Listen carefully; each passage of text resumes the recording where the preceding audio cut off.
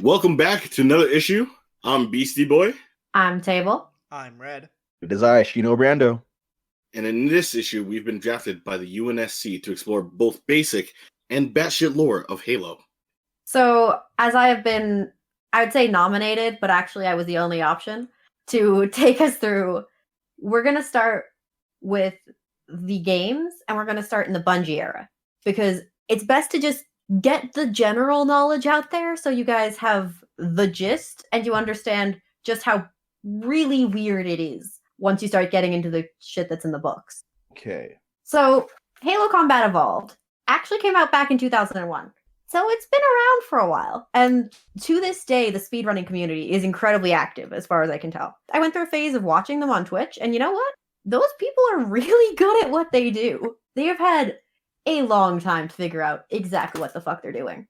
That's very similar to like the Battle for Bikini Bottom people. I just grabbed an early like Xbox GameCube era game and just said, you know what? Fast as humanly possible. Let's go. Yeah, and the cheats they use, the cuts, the jumping up into the terrain using 2 grenades and a rocket launcher, and yeah, professionals. Feel free to go check any of them out. You know who else you can check out on Twitch? You can check out us on Twitch, twitch.com/nerdcrusade. Did you know that 37% of you aren't subscribed to the channel on YouTube? You can help change that by hitting the subscribe button just below the video. And now back to the show. So, the first game actually opens up well into the human war with the Covenant. The Covenant being basically a conglomeration of several alien races that have decided that humanity is an affront to their religion, so we need to get the fuck out. Humanity, obviously, is like, well, what if we didn't, though? Except, unfortunately, in this version, humanity has access to slip space, so we can do approximately FTL travel, so we can get around. We've got colonies, like a lot of colonies. We give them weird names, like Harmony. Okay. Spoilers. Harmony gets glassed. Oh no! What is Yes. what it means? Like Glassed refers to what the Covenant does to opposing planets, which is to say they kill everything on the surface and burn it, oh, so it can never be inhabited again. wraith the land. Okay. Yes. If you think about like salting the soil, this is a step beyond that. They Mhm. will remove the soil. Damn, okay. The Covenant is led by the prophets, which are their religious leaders. The big ones that we encounter in the games are the Prophet of Regret, the Prophet of Mercy, and the Prophet of Truth. Spoilers, you get to murder most of them. Their species is actually called the Sanshum, but because you're playing as a human character, you generally refer to the various aliens as what the humans refer to them as. The primary opposition for both the first Halo game and the second Halo game are the Sangeli, which they've got like these weird jaw things that open up 4 directions, and they're the ones with the big glowy swords. Humans call them elites. They're pretty scary. They open up like They a were- sandworm. Their mouths do, but they are armored. They have like 3 toes. They've got weird hands. They're very tall. Very tall. And they almost always have shields because they're bastards. They were the leader of their military structure until the Great Schism, which, spoilers, that's in Halo 2. So Halo 1 starts off mid-war, and Chief is on a ship called the Pillar of the Autumn, and it's under attack, because of course it is. Space reasons, right? Space fight reasons, yeah. And it is their job to, not die, and also to not give away the location of Earth, because that's called the Cole Protocol. And it becomes, as this war goes on, a very big deal because humanity is getting their ass kicked, generally speaking. And they find out that the Covenant have discovered this ring world and that it bears some sort of religious significance to them. So you go check it out. You shoot some guys, you wander around, you figure some stuff out, and you discover what exactly this Halo ring is, because that's what the Covenant refer to it as the Halo. Roll credits. It turns out there was a race that came before, the Forerunners, who built all this fancy technology, and a lot of Covenant tech is based off of it. Humanity, not very good at working with Forerunner stuff, though we have surprising access to it, which we find out as the games develop. These ring worlds were developed by the Forerunners, and the Covenant believe in this thing called the Grand Journey, which will occur once they launch the Halo rings, and it will take them to wherever the Forerunners are. Space prophecy. space prophecy. So that's what they're trying to do. They want to activate the Halo rings. Now, Okay. My question Chief, is, what Halo Yeah. rings? Okay, so the significance of Halo rings. What do they do again? well, Chief and Cortana, the AI blue space wife, they find basically the administrator of this ring, Guilty Spark, who goes, "Oh, yeah, I'll help you out or whatever." And everything is fine until you come across a different alien thing that is not involved in the Covenant at all. Instead, it is a weird combination of zombie and space bug, Mm. and it infects other living things and takes them over. This is called the Flood. And when Guilty Spark discovers that the Flood is present, Guilty Spark insists that the Halo ring has to be activated and its defenses must go up. And so Chief goes, "All right, you know this better than I do, I guess," and goes about it. Until Cortana ends up, they get separated for a bit. She goes off and does computer stuff. And Right. she ends up finding out that when you activate the Halo ring, what it does, it will in fact get rid of the Flood, but it will destroy all sentient life in the galaxy. Oh, That That's is not what it good. was designed to do. okay. No, we don't do that. That is generally considered a dick move. Yeah. I would say that's genuinely considered genocide, but you know. I'm just gonna put it out there that the naming Xenocide? of the flood is pretty badass. The Flood, super cool. They're Yeah. very, very cool. And their lore is a part of the shit we're going to get into when we shit. start getting into why are the books so weird. Okay. Well, I'm ready for this ride. Oh, yeah. But Chief and Cortana destroy the ring. Cool. Good job, folks. Good job, Space Wife. We're not committing xenocide today, boys. Everything is great Today. until you go to the second game. Oh, The second game opens on a Covenant ship in which basically the commander of the elites is getting a serious dressing down for allowing what the Covenant consider to be a holy artifact to be destroyed. Like, the ring is gone. There are others, but that one is gone, and that matters to them. So this guy gets tortured, stripped of rank, etc., and then given the opportunity to be an arbiter, which is basically a suicide mission kind of job. It is Joins he will the do Suicide Squad. his job is to serve until he dies heroically, sort of, falls in the line of duty. So for Halo 2, you actually play some portions of it as the Arbiter. Interestingly, throughout these games, it actually does a really good job of setting stakes and stuff with NPCs. Like in the first game, Commander Jacob Keyes, who is, captain of the ship that you're on, he ends up being consumed by the Flood, and then you have to go find his corpse and get the command codes off of him. Okay. It's very stressful. Flood levels, spooky as hell. Or they were when I was a child, no, they were spooky. I'm with you on that. So Halo 2 progresses with, there's another Halo ring. Congrats. Commander Keyes' daughter, Miranda, is now in charge of things. Not for nepotism reasons, though it does kind of feel that way at points. Sergeant Johnson is a bro. He is around, and he makes snarky commentary as the designated POC. I mean, we gotta have one. You get one. Yeah, only one. Quotations. One. Not to Yeah? give it any credence in exactly like doing that in a plot way, but it was late-ish 2000s. This is still a trope we get to play with, and we haven't quite turned around and shown the mirror to ourselves quite yet. It adds back to the one black person in space theory again. There's only one, maybe two. Yeah, he's not the only one, but the big thing is that there aren't a lot of actually named NPCs. So, yeah. So, in Halo 2, the Covenant have found Earth. They know where it is. Cole Protocol has failed. Good job, humanity, I guess. You And messed up. they want to pursue Earth because basically they have reason to believe, first of all, fuck humanity. And second of all, there might be some cool Forerunner shit somewhere on the planet. They're excited about it. They sneak through Earth's orbital defenses and such and attack the city of New Mombasa, which is just sort of a background event in this game, but it actually gets a whole game to itself later on. Okay. Halo 3 ODST, in which you play as one of the orbital drop shock troopers deployed to defend the city of New Mombasa, or What was that name colloquially, again? orbital drop shock troopers, ODSTs.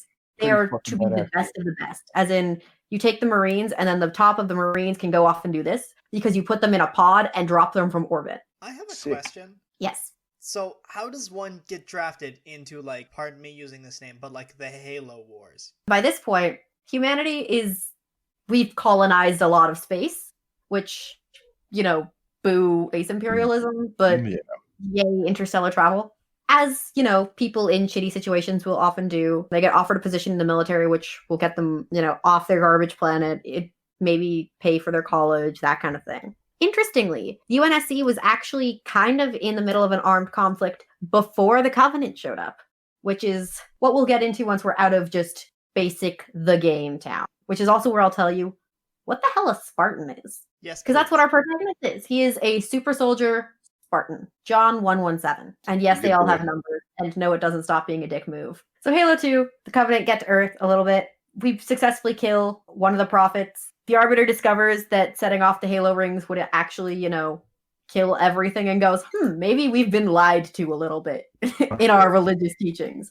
And it causes the Great Schism, in which, after a great deal of conflict with other members of the Covenant, the Arbiter is able to assist in deactivating yet another ring and leads most of the Sangeli forces out of the Covenant entirely. After which point, they begin to aid humanity in this war. So we have half a shot. In this game, we also meet the Grave Mind.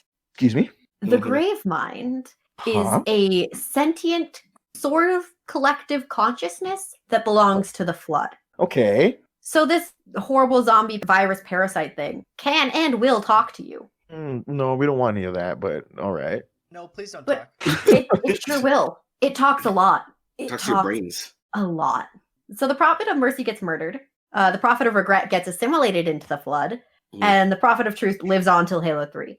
But the issue with the Gravemind is the Gravemind is actually not always your enemy. Because the Gravemind has negative interest in the Halo rings being activated. Because it knows that will kill it. Oh, okay. So in Yeah. terms of keeping those things from going off, the Flood is your ally. Yeah, Which the is- enemy of my enemy is my friend. Which is super janky, by the way, to Mm, play okay. alongside these weird zombie things. Unfucking settling. But you do what you gotta do. Preservation, man. The second game ends. Chief heading back to Earth, along with a few other people, the Arbiter among them. Cortana left behind on the Covenant ship that is overtaken by Flood. High Charity. Waifu. Waifu trapped. She's a computer, but she's trapped. It is what it is. No, Mhm. Blue Space Wife. And at this point, the Halo rings are now rigged to all go off at once from the Ark, which is on Earth. Because of course it is. I'm also gonna put it out there that whoever's doing the naming convention on this game knows how to hit the spot, man. Oh yeah, but- everything You know sounds cool as exactly what fuck. you Great mean. mind. You're caked in something. Right? Orbital drop shock trooper, like you just stay up all night just thinking fucking names, man. Whoever you are, thank you. So Halo 3, in Hmm. which Chief drops out of the sky in a crash pod, climbs out, and immediately starts murdering things because that's his primary coping mechanism, I guess. He thinks he shoots. He's like, what's his plan? Oh, boom. See? Shoot. Somewhere out there, Doom guy is smiling underneath his helmet, like I feel Oh, of something. course. Feel Chief and Doom Guy would get along. For sure, like I feel something, man. Also, Doom Guy would no longer be the tallest guy in the room because Spartans are like 7 foot tall. Oh shit, eh? Yeah. Yeah, they tall. Doom guy would send us a present, be like, hey, I like this. Hey you like murdering things too? Let's rip into here, man. Let's be murder friends. My gosh. Like, We're on Earth now, right? We kill a bunch of aliens. The Arbiter is there, along with a squad of humans who came and found him after he dropped out of the sky. The Arbiter is your player 2, by the way, if you choose to run the campaign with friends, which is pretty neat. You eventually get to the main base on Earth. Everything is fine until suddenly everything is the opposite of fine because the Covenant have found it and are flooding in. So you end up having to blow it up, rip the base. You jump around. You end up going to a bunch of Forerunner ruins. You find the Ark, which involves some teleportation. You find Guilty Spark again, who is okay for now. You end up, when Guilty Spark finds out that the goal is to destroy the rings, he kind of flips his shit and murders Johnson. What the hell? Oh shit, no. Not Yeah. Johnson. Commander Keyes, or Miranda Keyes, dies in a attempt to shoot the Prophet of Truth. Okay. Fuck, And this then is she starting to gets a suck. little bit kidnapped and tries to bang, and alas, aliens. She gets shot right the fuck up. Aw, It's man. very dramatic, I promise. As the game progresses, you just kind of first, you mostly just fight Covenant, and you mostly just do standard video game tasks, activate the tower, whatever. Yeah. But throughout the game, Chief gets all these weird visions from Cortana. That's literally what it seems like. You're just getting really weird visions. And you eventually go back to High Charity to retrieve her, where she's kind of losing her mind a bit while talking to the Gravemind, but it's fine. You do end up once more on a Halo ring, and once more you're self-destructing it, and you get to do a very dramatic drive away on a car with the guns. The game ends Chief and Arbiter jumping onto a big-ass ship into the landing bay on the car, and the back is a little bit open, and as the ship goes into slip space, half of it ends up where it's supposed to go, and half of it disappears into, very deep space. Chief is, of course, on the unfortunate deep space half, so he goes into cryo, and with the agreement that Cortana will wake him up if anything changes while she sends out a distress signal. Earth, meanwhile, of course, just kind of assumes he's dead. There's a very lovely, touching closing scene where Chief's Spartan number is carved into this big memorial for all of those lost in the fight. Because the Prophet of Truth is dead. He dies during the game. He gets assimilated by the Gravemind. There's a lot of tentacles in his face. It's very distressing to look at. And no one likes that, not me. Which means the Covenant is now without leadership. So there's a lot of splintery stuff going on. But we've almost sort of achieved something resembling peace. Huzzah. Pay no attention to the 2 more games that follow this in continuity, let alone the several spin-offs. Now, the Microsoft games aren't terrible, but... I was just Wait. wait, we can't be done quite yet. There's 4 games still left. There's a lot of games, yes. Yeah, I would say, if anything, Halo 4 is at least a decent one that came right after. Halo 5, the story kind of got, a bit much, and it just, kind of lacked. Weird and convoluted and unnecessary, yeah. Yeah, to most parts. It's so what they did, I'll just, put it in my part of what I understand, but they did, this mini podcast leading up to Halo 5, which was, an interesting series, talking about, this reporter trying to look for information about Master Chief and some other, the records of Spartans and what everything was going, a whole political, behind-the-scenes kind of thing, right? And so it was a good lead-up to that, and then the game came out, and if you did what I did, watch the gameplay and, cutscenes of everything, it was just, the story just kind of, started going downhill a little bit, and I was like... Right. Just shit in the bed, falling apart on itself. A little bit, yeah, and it's just the way they kind of did it was not the best. Table can obviously it will explain it better of how bad it was, but yeah. I mean, quick and dirty of 4 and 5. Go to New Planet. New Planet has weird Forerunner technology that is running ? There's a giant glowing ball ? Inside the ball is a Forerunner ! Okay. There's a bunch of evil Covenant here. Did they not get the memo the war is over, or are they just dicks? Carry on. Chief is trying to find his space girlfriend because she disappeared and also is going crazy, but he really cares about her. Chief also brought several of his friends. Blue Team, other Spartans. Yay. There are other Spartans, but they are weaker Spartans because they were developed later in time. We will get into how that works. Yeah. Yes. They are trying to sort out whatever the fuck is going on and also do things via official channels, but alas, it doesn't go well. Things get very complicated. Cortana might be amassing all AI in the galaxy to go to war, possibly with Halo rings, ! And, so we're just making shit up as we go along at this point. yes. A little bit, yeah. So let's talk about the Spartan program. I want to be a part of the Spartan program. How do I do this? Well, the original Spartans, the Spartan 2s, you don't sign up for that. How you join that program is you get kidnapped as a child. And your parents receive this thing called a flash clone. Basically, humanity figured out cloning, but none of the clones work very well. So they just kind of die. Okay. So they stole a bunch of kids, swapped them out with a fake version of the kid that would get sick and die within a couple months, and took those kids off to the worst summer camp you have ever heard of. Camp Krusty? No. More this is worse.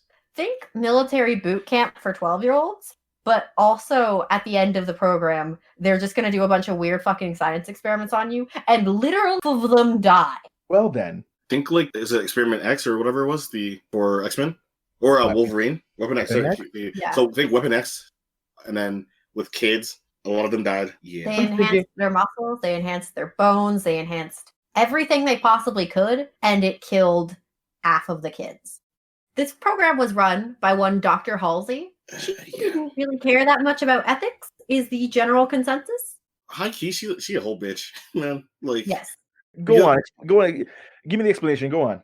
Halsey's incredibly yeah. smart. Like, she's crazy intelligent, which means she's very, very good at weaseling her way out of consequences for her horrible actions. A character made for you to hate. Yes. Yes. Once you understand her better. Interestingly, Cortana is actually an AI based off of Halsey's consciousness. So, which just creates a whole weird Oedipus complex, but we try not to think about it. Yeah. Here's the real kicker about the Spartan program, though. Because you can kind of sort of justify doing horrible things to children when the stakes are the human race. Kind of. Like, when you're facing an extinction level war against aliens, you can make a case for it. But that's not what they were doing. That was not the stakes. What was actually going on was there was a human war with other humans. The organization was called the Insurrection. It was a bunch of rebels who didn't like the UNSC. They kidnapped and tortured and weaponized children to fight other people. Somewhere out there, Bruce Wayne is smiling. And they definitely would have gone to prison for these crimes, except the Covenant showed up. And suddenly the Spartans were the only thing stopping humanity from getting their asses completely destroyed. So Halsey stayed free and continued to be a big asset as far as anyone was concerned. So those are the twos. The Spartan 3s were developed later without really all that much Halsey involvement, though not none, just way less. The 3s were a little bit weaker. They were a little bit lower on all standards, but they were a little bit less horribly unethical. I believe the kids started a little bit older there. Okay. So, progress. Versus the 4s, who were actually developed entirely without Halsey. And they were adults when they went in. These are people who signed on to become Spartans. Which is, this would be ethically you, speaking, Sheena. Okay. Yes. Okay. You could be a Spartan 4. I mean, like, I'm not gonna be as Austin as is it John 117? John 117. See, like I wouldn't be as cool as him. I mean, I'd be one of these guys, but I want to be that Spartan. Like I have to be kidnapped to be that Spartan, right? You have to be kidnapped at 12, yes. Well, then I'm gonna walk around with a sign on my back saying, "Take me." 12. The interesting thing is, in Halo 5, the team of Spartans who are following the law are all Spartan 4s. And one of the big scenes that was in the trailer that bothered me from day one was a physical fist fight between the protagonist, Locke, and Chief, who is, Chief. And the way the fight was framed made it seem like they were fairly evenly matched, which is just objectively untrue. In a straight fist fight, Chief would break all of Locke's bones. I'm really sorry. That's just how it is. Because I mean, like Chief is like an enhanced being, right? Like Locke is not exactly like on that level. Well, right? it's more like the earlier you did the enhancements, the more you could do without explicitly killing them, except for the half of the population who did straight up die. Okay. Whereas later on, they were both more careful and, as a result, less ridiculously invasive. So they just couldn't do as much. And, those 12-year-olds grew it to some extent with these enhancements, which also... So they've had experience with it. I mean, hell, all the way to their armor. Mjolnir armor. Also, yes, the awesome names continue. Yeah, you cut me right before I can even say anything. I'm like, excuse me? What's that armor called again? The Mjolnir armor wasn't actually developed initially for Spartans, but anytime someone who wasn't a Spartan tried to use it, it also broke all of their bones because they just weren't physically strong enough and it was too twitchy. Okay. So, it reacted to too small movements and just broke things a lot. While technically other people could wear Mjolnir armor, it's a very, very bad idea. Risky business. You're risking it. So now that we've gone through the games that I care about talking about, I love ODST, but it's not super plot relevant other than, okay. One of the guys in ODST comes back in 5 as a member of the new Spartan team, which I'm actually super salty about because, all right, hear my pain on this one. Oh, I think I know who you're talking about too. The protagonist in ODST is referred to only as the Rookie. And do you want to know what happens to our dear sweet Rookie? What happens to Can Rookie? I guess? He turns into the champion through the Digivolution? I would cry.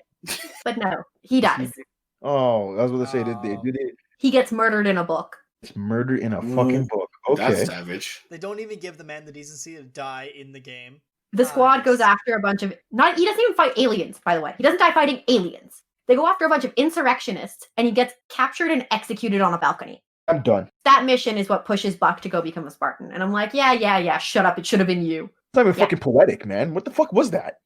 Garbage. Rude. And like, what I loved about this protagonist, right, was he ends the ODST exactly the same way he starts it, sleeping in the corner while the plot happens around him. Shit. I've got a question before we go on to some freaking nonsense. Of course. There's like a handful other games besides Yes. 5. Do I need to play them? So which ones are you referring to? I'm talking about ODST 2, Halo Wars. ODST 2 isn't a thing. They just remastered ODST. Don't worry about that one. Yeah. Okay. Halo War And wasn't comes Halo up Wars a 2 little a thing? bit. Yes, Halo Wars and Halo Wars 2. Halo Wars and Halo Wars 2, you basically just play. It's kind of an RTS. It's fine. Halo Wars 2, the primary enemy is called the Banished, which is a sect of the Covenant that basically got kicked out. These names are so fucking cool. Okay. And the Banished are allegedly coming back in Halo Infinite. So it's nice to know who they are, but it's not super relevant. So do But we I ever digress. go back to Master Chief? He is the protagonist of Halo 4. Because Halo 4 starts off with him being woken up out of cryo because the ship is approaching a planet. Mhm. And this is a problem, obviously. Well, yeah. He's also the protagonist, sort of Halo 5. It's you cut between Chief and his team and Fire Team Osiris, which is the new guys. Which is Okay. okay. Right, new But guys. that game ends with Cortana being super evil and a robot revolutionary, and all the Spartans remaining just kind of like vibing on a Forerunner ship, trying to figure out what in the hell they're gonna do.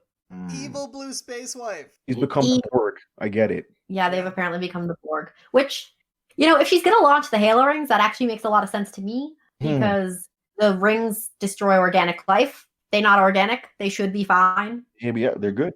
Problem solving. Master Chief gotta go like kill the waifu. Potentially. It's very sad. Super sad. So, we've talked thus far about the Forerunners. They may, to you, sound like, you know, they are the big bad ancient race, which is why the fact that we meet any of them at all is very scary.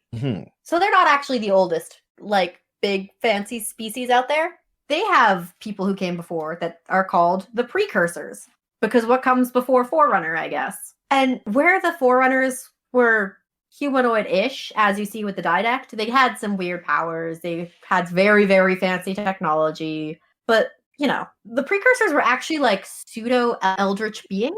So the games talk about technological development on a scale of 1 to 7. 1 being like, holy shit, what? 7 being like pre-industrial. Right. So the Precursors, well, they were the highest possible level, what was called transsentience. No, I don't know what that means. I did try to figure it out. It has something to do with the fact that their technology is based around, quote, neural physics, which apparently means that they can sort of jazz their way around being physical beings sometimes, but not too much. Now, the Precursors made the Forerunners, and the Forerunners kind of made humanity, but they were actually apparently around at sort of the same time, to the point where both humanity and the Forerunners were at the same level of technology, give or take, for a while. Like Homo erectus and the Neanderthal. Okay. Yeah, and this was like 100,000 years BC or something stupid. So you kind of go, oh, what changed? Well, basically, the Precursors had this thing called, that they referred to as the Mantle of Responsibility. Because they were the foremost sentient race in the galaxy, they felt it was their job to protect all the other races. You know, cultivate life, make sure everything was chill. It was fine. But they kind of knew that their days were numbered or something, so they wanted to pass that mantle off. But they took the Forerunners and went, y'all kind of suck. We're going to give it to humanity instead. And the Forerunners found out about this and were suitably pissed. But interestingly, they didn't go to war with humanity right away. They actually went to war with the Precursors and damn near wiped them out. Gotta give credit where credit is due, you know? Doing the thing. But you might go, okay, so how did we get to where we are now? Well, the Precursors, in their dying days, created the Flood. The exact creation of the Flood has been retconned a few times. So Okay, yeah. it's So tricky to how many? understand exactly how they came to be. So But how many origins did they have until they settled on the right one? so depending on who you ask, the flood was created from this weird powder. And that powder might have been a biological weapon designed by the precursors to enact vengeance upon the Forerunners after their death. That powder might have actually been some of the precursors themselves who sort of sacrificed themselves to become this, while others went into sort of weird interdimensional stasis-y type thing. The flood might actually be Forerunners who were corrupted by a sort of weird powdery thing that they were kind of working on for other reasons, but it got way out of hand, and then they just hated. But they also still had that urge to create, which is hence the consuming bit. These guys sound like they're a narcotic, but I ain't even gonna specify which one. But all right, go on.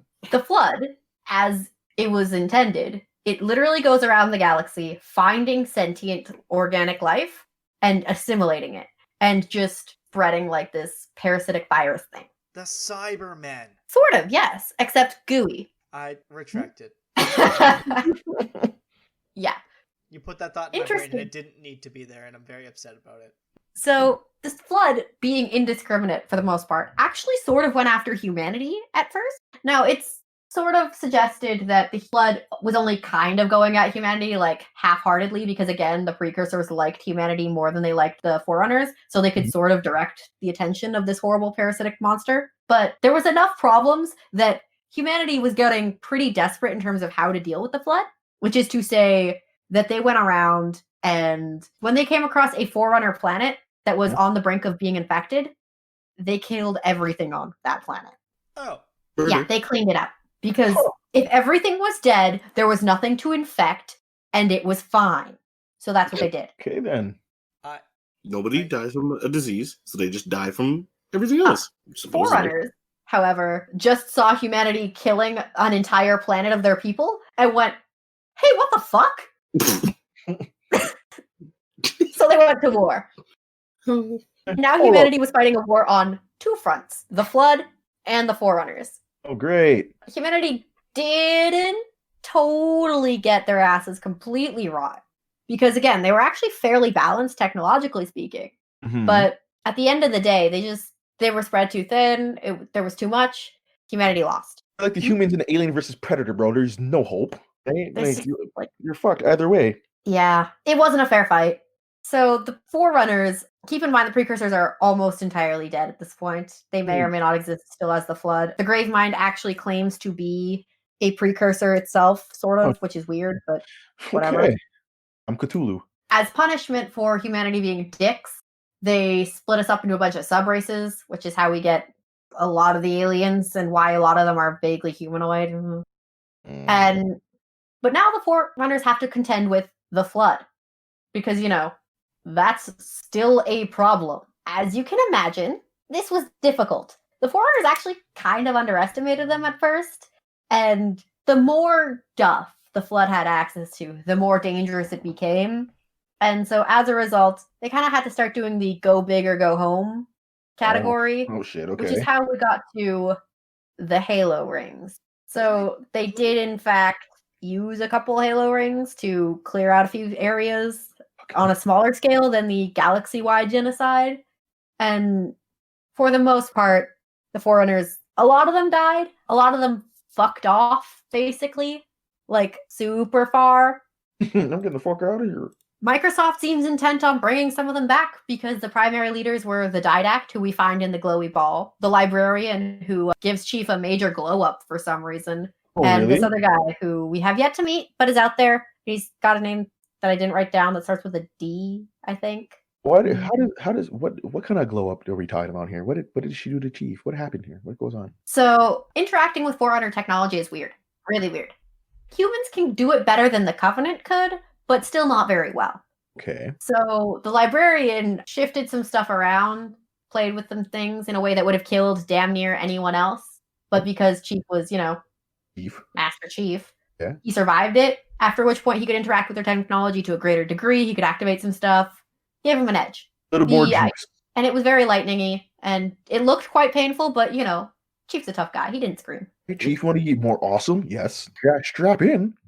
As if that was a question. I've just realized that I didn't actually finish talking through all of the enemies in the Covenant. So if y'all are up to hearing about my very favorite one, just because I think it's funny. You're asking like we have a choice. Like, no, just go and do it, man. No, absolutely. Go on ahead. So there's this one called The Hunter they're hunters by human standards, and Mgalekgolo, Megalakagolo, which Yes, are very large. They carry lasers. They have shields, and they are made up of a bunch of smaller worms. Excuse me? Yep. Huh? Yep. They are giant. They are made of worms. They have lasers, and they always could travel in pairs, known as Bond Brothers, which means they're bros. I don't like any of everything you just said. Pals, is it gay to be made of worms? Oh man, I'm getting an Worms image in my have head. And I the just, best bro. oh man. Fun fact, whereas most of the species in the Covenant, you can kind of either they joined the Covenant at gunpoint, under pressure, they joined because they believed in the Great Journey or whatever. The political and religious motivations of these fuckers is completely unknown. No one knows why they're doing this. This is why they've agreed to this. They're just there. My mind's still stuck on worm being. Is worms. Okay, give me more. The base enemy is called the Ngoi or Grunts, and they are the cowardliest of cowards. But I know them. You shoot them on level 1. You do. You shoot a lot of them on level 1. Okay, And I know that. they only breathe weird gas, which means that you can make them fly around like a rocket. We don't actually know how they joined the Covenant because the Covenant decided no one needed to worry about it. But they're functionally slave race kind of thing. They did have a rebellion at one point and got absolutely kerfucked. And they do not like the Jackals or Kigyar, who are generally considered assholes with shields and sniper rifles. I like that. I remember fighting them. They have great vision and are also bitches. Do you want to know why the Kigyar and the Ngoi don't get along? They once poisoned a recreational narcotic that the Ngoi use, which nearly caused them to become infertile. Oh, you fucked with my weed. They poisoned their opium and then Fuck made with them my- sterile. I sprinkled anthrax on your opium. I hope you're okay with that. Oh, it doesn't matter. There are also the bugs, drones, the anime. I don't know, there's an apostrophe in there. They're just annoying to hit. They're mostly fine. They used to do more and do tech stuff, and then the Covenant started kidnapping these floaty bastards, and suddenly they were just flying and annoying. The floaty bastards, meanwhile, often have bombs strapped to them and will explode when you shoot them, which I would say is funny, but also, Did we want to go through the weapons and stuff and all, just like their fun names? Yes. Okay, the Covenant vehicles, you have the Chopper, the Ghost, the Skitterer. Wait. What's the Ghost? What's the Spectre? I like these names. So the Ghost is sort of like a hovering turret thing. It's Awesome. purple, it's small, and you zip around and you shoot things. And you can also do a quick rush to run things over very quickly. Oh, I like that. I like that a lot. The Okay, Spectre is an assault transport vehicle. It's actually only in Halo 2, but it's okay. It has a gun, but it's not a particularly good gun. It's just basic laser fire. Okay, so the Ghost is like a better choice. I understand. Okay. Yeah. The Ghost is nippier, but it is a little bit more exposed. The Chopper is pretty fun because basically you're riding. It's got 2 giant wheels on the front. The back hovers, and you've got guns. There's also the Wraith, which is like a tank. You've got the Revenant, which is a cross between a ghost and a tank. You've got the Prowler, which has it's very fast, and it's got a turret, a dude who can sit in a turret on the front, and is truly annoying. And truly likes to beat up his nephew. There's the Scarab, which you might go, okay, what's a Scarab do? How big is it? How big could it possibly be? That is one of the biggest enemies in the game. It's huge. It's purple. It's got giant legs. And it's a boss in that you have to shoot the legs down so it comes down to the ground, so you can jump on board, so you can go to like its power core, so you can destroy it and then jump off before it explodes. Oh, like a Metal Gear. Full on. There's also the Phantom, which is like a big transport ship. The Banshee, which Red mentioned, is kind of like a fighter jet type thing. Shade turrets aren't mobile, but they're fun. It's just a turret. It's got lasers. Basically, the writers for Halo knew what they were doing when they were developing systems. They gave you variety, they gave you a few options, but not too many. They let you just focus on gameplay. The first 3 game story was very compelling. The latter story kind of got weird because it felt like the stakes had disappeared and they were trying to reintroduce stakes. Okay. And by doing that, they just did that thing where you escalate really hard and everyone's going, whoa, whoa, whoa, whoa, what just happened? And there's only so many times Chief can punch all his problems before he needs to go to like a therapist, you know? True. My waifu. I guess so. A blue waifu, I must kill her. It's Insanity. blue space cyber waifu that's infected. Evil cyber waifu. I have a question here right at the end. Seeing as, how Halo and Master Chief has been around for, let's call it the better part of 20 years. 19, I remember. 20-ish years. Does Master Chief / Halo deserve an earned spot in Super Smash Bros. Ultimate? What a question. That is a very good question. Do you I'm think not that the Halo franchise has left its place in gaming enough to be a reserved spot in the gaming historian tablet that is Super Smash Bros.? I think Chief would actually be kind of a cool one to have because you could give him the energy sword for close contact stuff. You could give him probably an assault rifle for distance stuff. His ultimate could include like the Spartan laser or something. Halo soundtrack is gorgeous. Every single game soundtrack is absolutely phenomenal. Like the choral singing they've got there, it has this beautiful epic feel with the drums, and that would be fabulous to Smash 2. And like the music for Halo 3 final mission of when you're basically kind of escaping and Table had mentioned, it is like besides the main intro song, it is one of the most lit songs to be driving and escaping. And it's like it gives you hype, like so it is good. Truly iconic. Plenty of very cool potential levels you could go with. Like I don't know about bringing in deserves a place, but Chief would be very easily adapted, I think, and would be a decent character to play. Worth mentioning, there are a variety of female Spartans who exist in and stuff.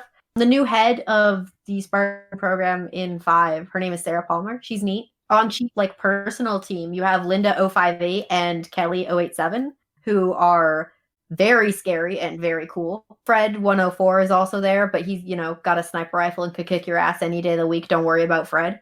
Okay. It's all right. Fred's all right. Okay. But there's actually not a huge lack of female characters in Halo. I mean, there's just a bereavement of characters in general in the games, right? There's not a lot of them.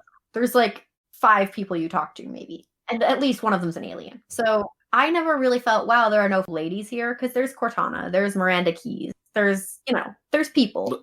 But there's like a good representation of both sexes, which is really interesting. That's good. And then in the books, there's plenty of very scary, badass ladies, just like there's Halsey, who is the capital W worst. So you began to told us. There could always be more POC rep, I think, but that's an ever-growing struggle that we deal with. Perhaps one day they'll make Master Chief black and they call him Jamal 117. I mean, he doesn't take off his helmet very often. Yeah, so this is also true. Complicated, but True enough. I'm pretty sure we don't know like ethnicity wise of what he is, so it is a slight rumor. Yeah. And also, really now, it's interesting. And also, like, coming from not our silent protagonist, but like our main hero of a franchise that's been around for so long, this is a genuine question. Would it matter? I think it would. I mean, like after so long playing this character, I mean, at least getting to see his face would be like at least some type of payoff, right? Like, getting to know who he really was, like who you connected with. Yeah, I mean, like at the end of the day, like imagine if you played through that and like he took off his helmet and he was like an Asian dude and you kind of felt connected, like, hey man, this Asian dude wasn't that bad. You know what I mean? Like, you know what I mean? Like, you get that feeling, you know what I mean? Like, or they pull like a Samus and it's like, oh, well, like, it's been a lady this entire time. You know what I mean? Right. Like something. The biggest dupe of all time. Yeah. Master Chief has been Master Mischief. Like, yeah, and John 117 is just a label. It doesn't mean fuck all. It's not even not a masculine name. Who cares? I mean, I think in some of the graphic novels, he's been portrayed as a white kid, but I don't think anyone's married to that portrayal. And more importantly, I think it would be more valuable if he wasn't. As much as Dark Horse loves the fact that they produce Halo books, Microsoft could care less about any Halo thing that's not in their game. And here's the thing, right? Why I think that would be significant isn't just for in-universe reasons, but also because of the community that exists around Halo. Because here's the thing, right? On the one hand, there are some truly awesome people who care about and play this game. There are truly fantastic people who connect over their ridiculously incredible multiplayer system and work with that. But this is an online multiplayer game. And while it's not as bad as, Call of Duty's world, there are a lot of people who get not just inappropriate, but completely fucking unacceptable in voice chat. And to look at, these racist, misogynistic assholes and go, hey, you've been playing as a black guy this whole time. Maybe you want to stop dropping the N-word? Yeah, like, Yeah. like something it'd be a to real hit kick in the teeth for all those white supremacist pricks in lobbies, Yeah. Oh man, the amount of fanboys that would be so distraught would be like, "What the hell?" And then, They're all Kermit the Frog looking out the window during a rainstorm. When will my white power fantasy come back from the war? Fuck off. Whoa! I think it would be worthwhile, if only to deal with that aspect of the community. Valid points accepted.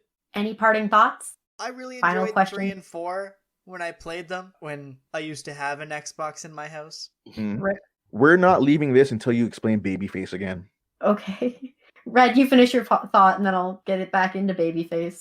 That was my thought. It was I really enjoyed them when I played them, but I'm not overly emotionally invested in the franchise, and I thank you very much for coming here and just laying out the entire all of everything for us. Oh, it's been a lecture. That's what this has been.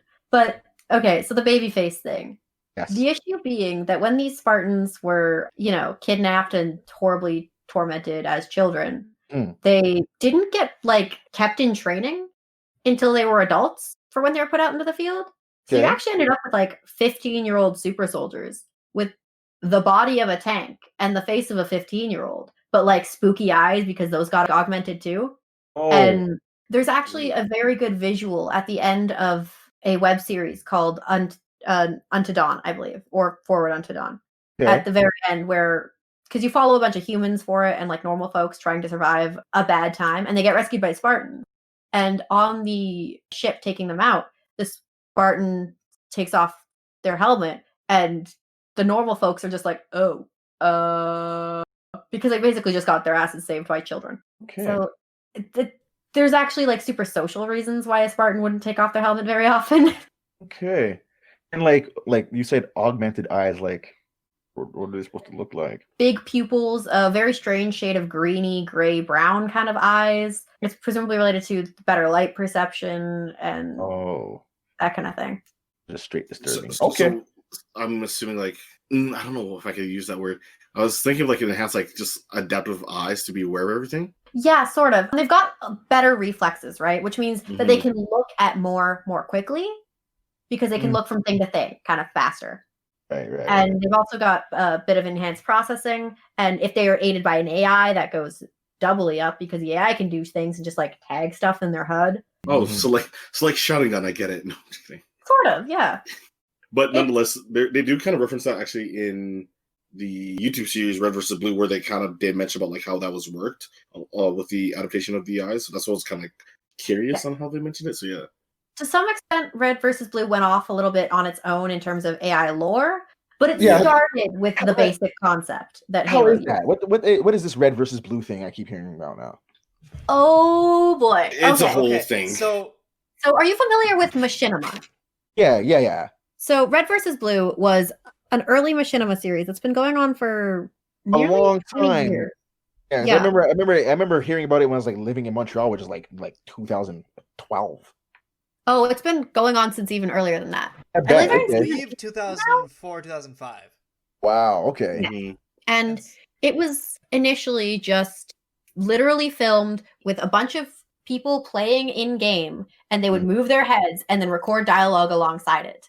Right. And you could see the reticle from the guy's gun for whoever was filming it in the early episode. Okay. And the basic premise was, it's a bunch of dudes in a box canyon. You have red team, you have blue team. They are stealing each other's flags. And it escalated very hard. They've gone to several planets. They've taken down a government project that was basically experimenting on AI and soldiers at the same time. They have gotten involved in a civil war that was actually a farce for a evil corporation that was looking to collect a bunch of alien technology from the planet. They have traveled through time. It's a lot. And The season where they travel through time is a little bit weird. It's like a random season they kind of did, but yeah. Yeah, there was a season. Here's a lot of what's really crazy is a lot of the early seasons, they just fucked around. Like they had ghosts in the early seasons. That was just a thing. Yeah, right. But they actually retconned almost nothing and just rolled with a lot of it. Right. So the ghosts end up to not be ghosts, but are actually AI that can project themselves and thought they were humans, but were actually like piloting a robot body the whole time. It's a lot. And also, in a awesome sick twist of fate, they created this game called Griffball, and as of Halo 3, it's been introduced in almost every main series Halo game. They made up a game that actually became a game type. Wow. Yep. It literally got so popular because of the channel, and literally was just like, oh, now it's a thing. Thank you for letting me know about Red versus Blue, and thank you for giving me the full course meal that is Halo. Yes, thank you. Every time you made mention, I was just like, give me the whole course. Don't spare anything, even the dessert. You give me the dessert too. And you did with Red versus Blue. Thank you. You gave us weird gun names, which are just somewhere between fun and odd, and I like them all. You gave me wicked vehicle names, which always spark joy. Oh yeah, my favorite vehicle is probably the mongoose because it has a horn that you can honk at your enemies. Nice. Well, 12-year-old Babby Sheena wants to get kidnapped and turn into a super weird baby soldier. Oh my gosh. And I think on that note, Beastie, if you'd please. Of course. And that brings us to our final training arc of this UNSC draft. But you can also check out our Twitter at Crusade Nerd. The Instagram is at Nerd Crusade, and we also upload every Wednesday to YouTube, and you can download any previous episodes or listen on your mobile device through the Anchor.fm website or wherever podcasts are found by searching Nerd Crusade. And that's to be continued. Thanks for tuning in. If you like this video, go ahead and button mash a thumbs up. If you want to swing by when we have a new video, web up the sub button. Oh, and while you're at it, hit the bell to be notified by.